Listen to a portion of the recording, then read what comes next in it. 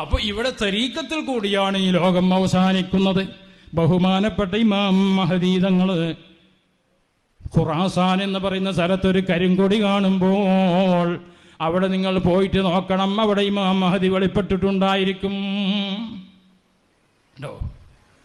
ബഹുമാനപ്പെട്ട മഹദി ഇമാമിൻ്റെ ഷെയ്ഖ് മൗലാനാ റിയാദുദ്ദീനുൽ ഖുറാസാനി എന്ന് പറയുന്ന മഹാൻ എനിക്ക് നേരിട്ട് എൻ്റെ ഷെയ്ഖ് തങ്ങൾ പരിചയപ്പെടുത്തി തന്നിട്ടുണ്ട്.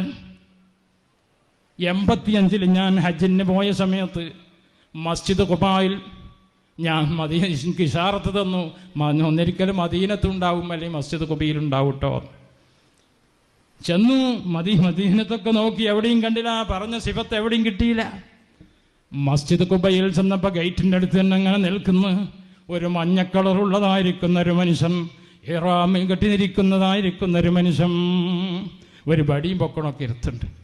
എന്നെ കണ്ടും പാടി ഞാൻ സലാം ഓടിച്ചെന്ന് സലാം പറഞ്ഞ് കൈ പിടിച്ചപ്പോൾ 2 കൈയും കൊണ്ട് നീടിത്തന്നു വിട്ടു. അങ്ങനെ ആക്കി. കണ്ടോ, അത് മൗലാനാ റിയാദുദ്ദീനുൽ ഖുറാസാനി റളിയല്ലാഹു തആല അൻഹു തങ്ങളാണ്. മൂപ്പരാണ് മഹദി ഇമാമിൻ്റെ ഷെയ്ഖ്.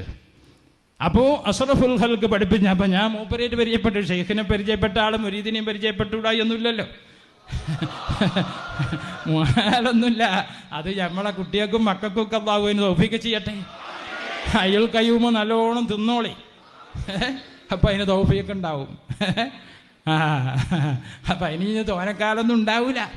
അപ്പം അതുകൊണ്ട് മൂപ്പര് ഷെയ്ഖുമായിട്ട് ഞാൻ കൈ പിടിച്ചിട്ടുണ്ട്, മുലാഖാത്ത് ചെയ്തിട്ടുണ്ട്. അതെൻ്റെ ഷെയ്ഖ് തങ്ങളുടെ പൗരാണ കമാലിയത്താണ്.